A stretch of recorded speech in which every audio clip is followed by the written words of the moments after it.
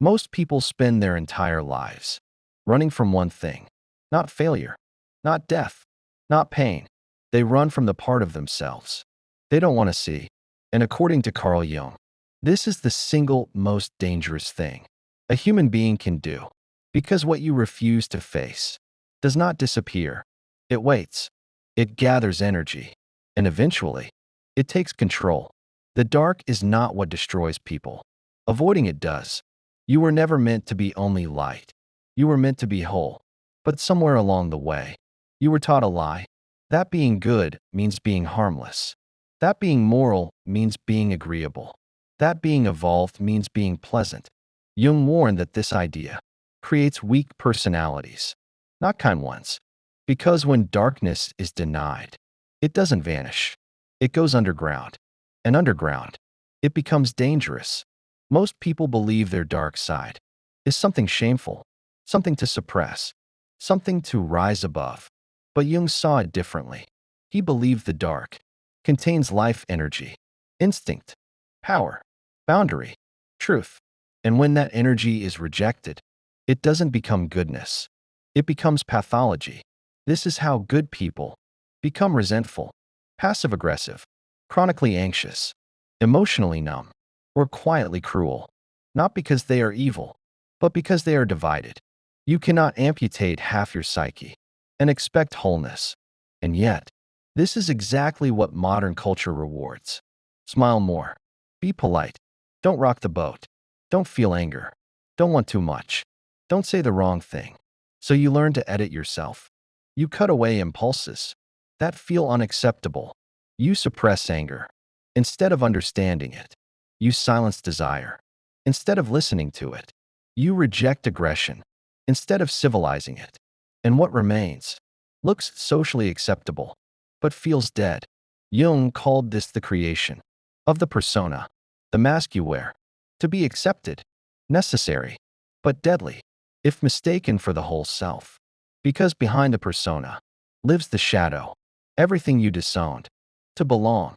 And the shadow does not forgive neglect. It compensates, quietly at first, through exhaustion, through irritability, through loss of meaning.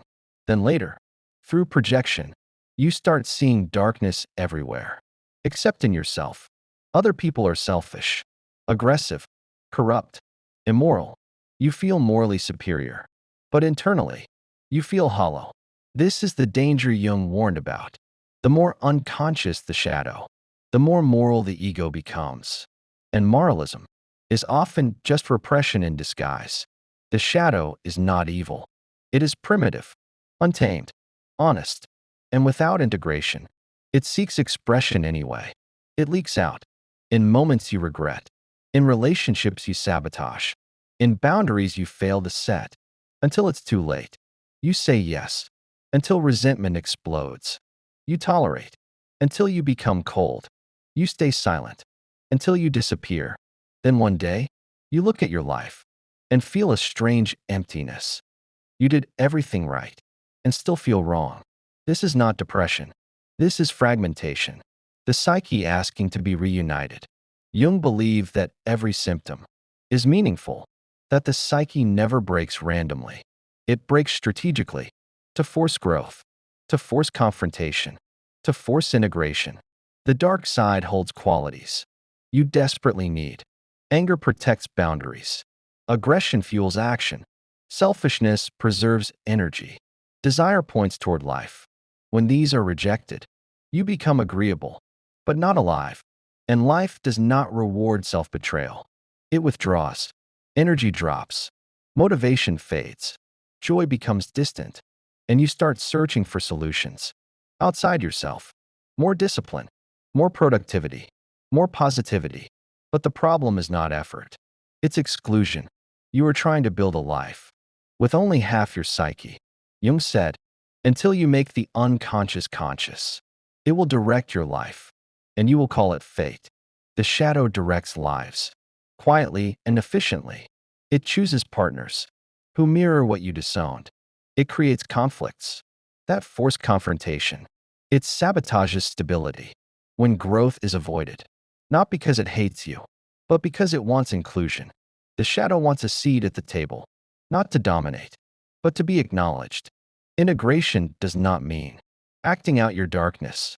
It means owning it, knowing what you are capable of, admitting impulses, without obeying them blindly, civilizing the beast, instead of pretending it doesn't exist.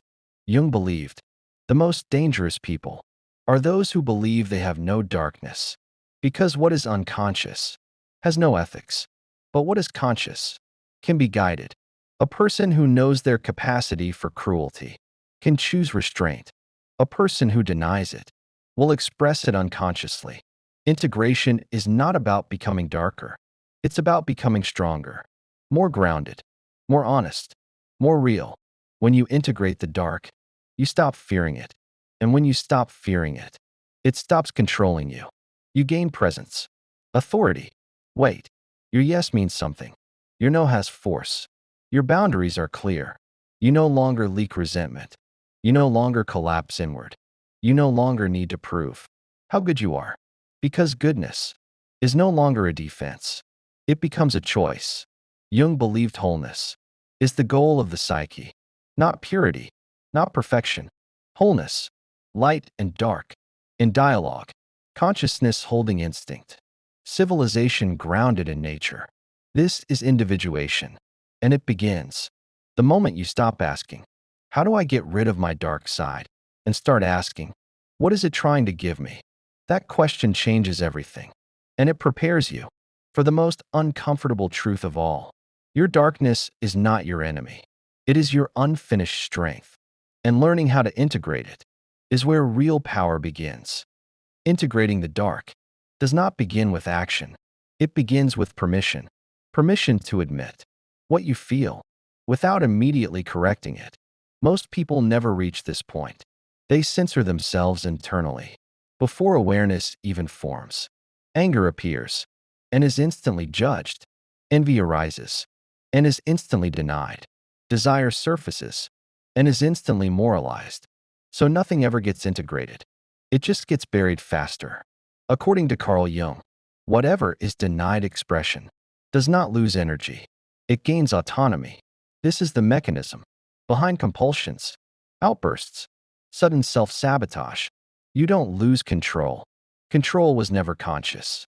To begin with, the shadow acts when the ego refuses responsibility. This is why integration is an ethical act, not indulgence, not justification. Ownership, to say, I am capable of this, is not to act it out. It is to bring it under consciousness, and only what is conscious can be guided. Most people fear that acknowledging darkness will make them worse. Jung believed the opposite. He warned that morality, without self-knowledge, produces hypocrisy, and hypocrisy produces cruelty. Because what you deny in yourself, you punish in others. You see this everywhere.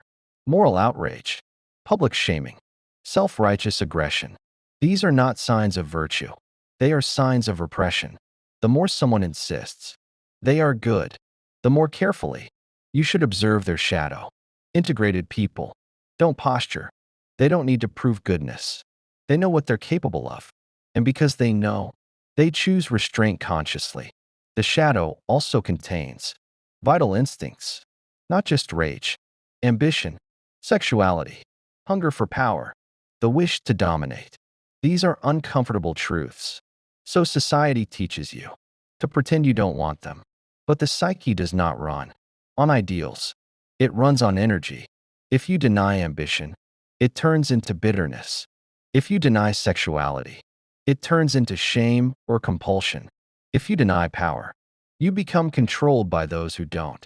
Integration does not mean becoming ruthless. It means becoming honest about your drives. Jung observed that many neuroses come from a split between instinct and conscience.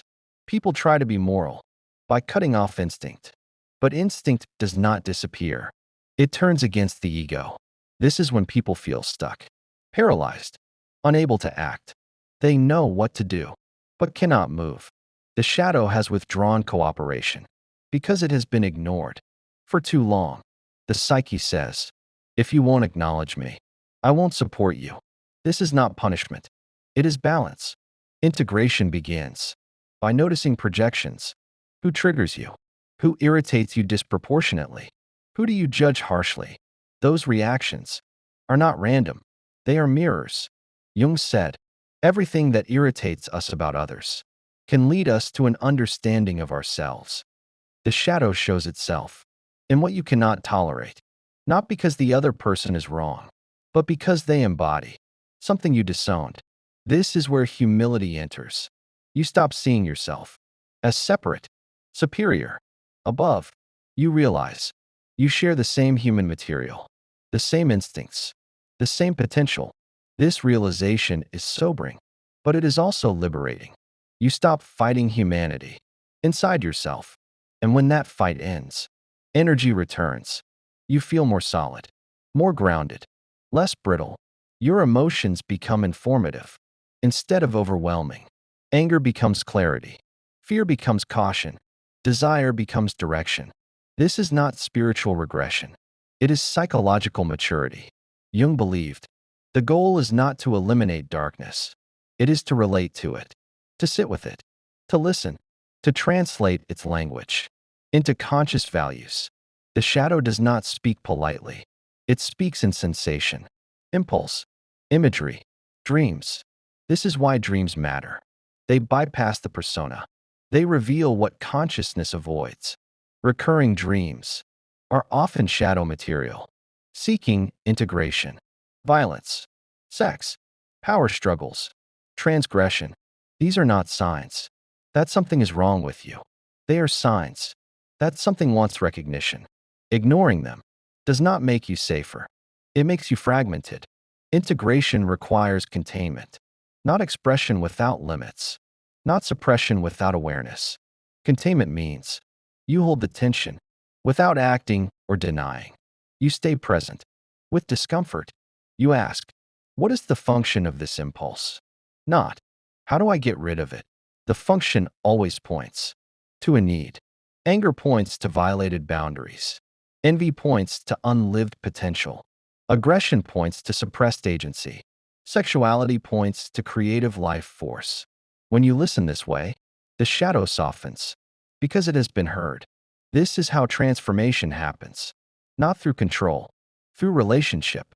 The shadow stops acting out. When it becomes part of the dialogue, you don't become darker. You become more centered, more embodied, less reactive. Your decisions gain weight. You stop oscillating between compliance and explosion. You develop what Jung called inner authority, not dominance. Authority. You trust yourself because you know your depths. This trust is stabilizing. It changes how you move, how you speak, how you choose. You no longer need approval to feel real. You no longer fear conflict because you are no longer divided.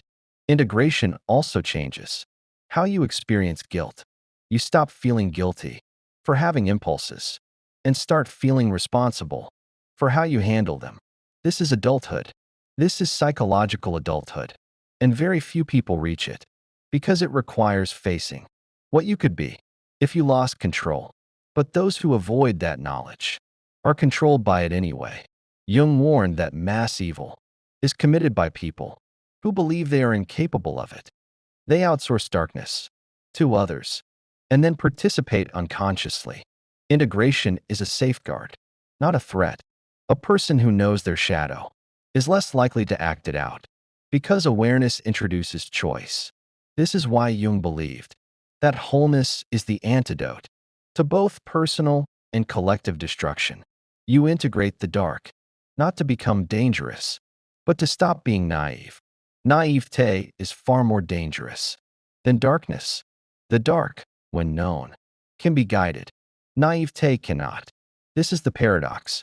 The more you accept your inner darkness, the less it controls you. The more you deny it, the more power it gains. Integration does not end conflict. It changes its quality.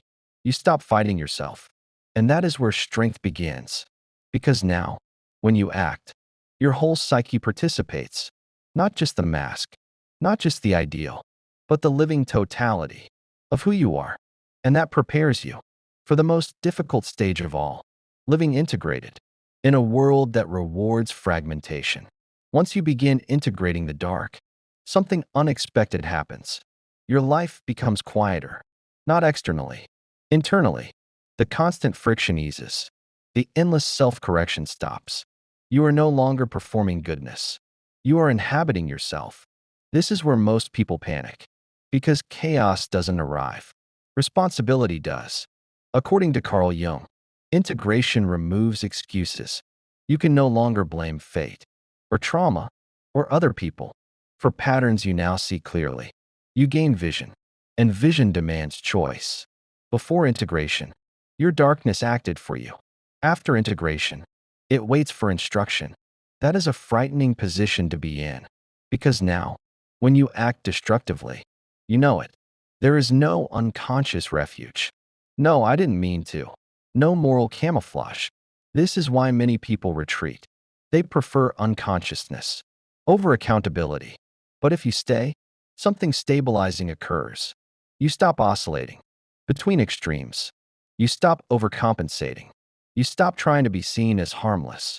Harmlessness is not virtue. It is fear. Jung made a sharp distinction between goodness and weakness. A person who cannot say no is not kind. They are constrained. A person who cannot confront is not peaceful. They are avoidant. The integrated person has access to force and chooses restraint. That choice has weight. People feel it. This is where presence changes. You no longer need to dominate or submit. You can stand, and standing changes everything. Your voice lowers. Your words shorten. Your boundaries clarify. Without explanation, you don't announce them. You embody them. This is shadow energy. Civilized. Instinct. In service of consciousness. You also stop moralizing others. You see behavior more clearly. You understand why people lie, manipulate, avoid, control, not because you excuse it, but because you recognize the mechanics. Projection loses power when you reclaim what was projected. This does not make you passive. It makes you precise. You choose battles deliberately. You withdraw energy intentionally. You no longer argue with unconsciousness. You observe it. This is where discernment replaces judgment. Judgment is reactive. Discernment is grounded. The shadow also integrates your capacity for destruction. This is rarely discussed, but Jung insisted on it. To be whole is to know. You could destroy. You could abandon. You could betray. You could dominate. You could harm. And instead of recoiling, you hold that knowledge soberly. This knowledge creates restraint, far more reliable than ideals. Ideals collapse under pressure. Self-knowledge holds. This is why integrated people are difficult to manipulate. They are not shocked by human behavior. They are not seduced by moral grandstanding. They are not destabilized by conflict.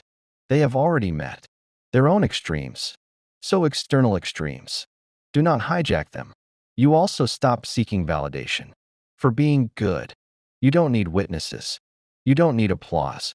Your conscience becomes internal. This is individuation, living by an inner law, rather than external approval. Jung believed this was the only antidote to mass conformity, because when people lack inner authority, they borrow it from ideology, from leaders, from crowds, and crowds have no shadow awareness. They act it out. Individuated people do not dissolve into collectives. They can participate without losing themselves. This is rare and costly because you will no longer fit where you once belonged. Your old identity was built on suppression. Your new one is built on integration. Some relationships will strain. Some dynamics will collapse. Not because you became worse, but because you stopped playing a role. This is grief, and it must be honored. Jung never promised integration would make you liked. He warned it would make you alone at times, but not lonely, because loneliness comes from self-abandonment. Aloneness comes from self-possession. There is a difference. Integrated people can be alone without disintegrating because they are not split internally. They don't need constant reflection to feel real. They don't need constant stimulation to avoid themselves. Silence no longer threatens. It informs. You also develop a new relationship with fear. Fear becomes data, not a command. You feel it fully, without obeying it reflexively. This is courage, not fearlessness. Courage is fear integrated. Fear denied becomes paralysis. Fear integrated becomes intelligence. You begin to sense when something is wrong before evidence appears. This is intuition, not mysticism, pattern recognition, guided by instinct. Jung trusted this deeply. He believed modern people had lost it by overvaluing rationality and undervaluing instinct. The shadow restores balance, not by overthrowing reason, by grounding it. You think better when your instincts are included. You choose better when your emotions are listened to. You live better when your whole psyche participates. This does not make life easy, but it makes it yours. You stop asking, how do I become better? And start asking, how do I become whole? That shift is irreversible. Once you feel the difference, going back feels like self-mutilation. You cannot unsee yourself, and you wouldn't want to, because what integration gives you is not perfection. It gives you solidity. You feel real inside your own life, and that is the foundation of any meaningful existence. What remains now is not theory. It is practice, daily, uncomfortable, non-negotiable, living integrated. In ordinary moments, that is where most people fail. Integration is not an event. It is a way of living that never truly ends. Once you stop running from the dark, it does not disappear forever. It returns in new forms, at deeper levels. Each stage of life reveals a new shadow, and this is not failure. It is maturation. According to Carl Jung, the psyche unfolds in layers. What you integrate at 30 is not what you integrate at 50. The shadow evolves as consciousness expands. This is why people who believe they are done with inner work often become rigid. They mistake insight for completion. But wholeness is not a destination. It is a discipline. Living integrated means you no longer ask, how do I look? You ask, am I aligned? It means when anger arises, you don't suppress it or discharge it blindly. You sit with it. You locate it. You translate it into action that preserves dignity. It means when desire arises, you don't shame it or obey it automatically. You understand what life is trying to move toward. It means when fear arises, you don't collapse or retreat into rationalizations. You listen for the warning without surrendering agency.